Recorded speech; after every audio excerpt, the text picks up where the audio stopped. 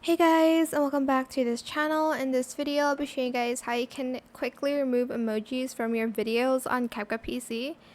So it's super simple actually to do. You're just going to copy and paste your video, and you're going to select an area where there are no emojis and kind of a similar color. I'm just going to add mask here, and I'm going to select this part of like the video, go to basic, and we're going to overlay it on top, go back to mask, and we're just going to feather it out. I'm just going to make it a little bit bigger and just move it to the left side. You can kind of adjust the colors on it if you like to make it a little bit darker or whatnot, a little bit saturated as well to match it just a little bit more like that. But that's pretty much it, really super simple. I hope this tutorial was helpful for you guys. Don't forget to like, comment, share, and also subscribe to this channel if you haven't done that already.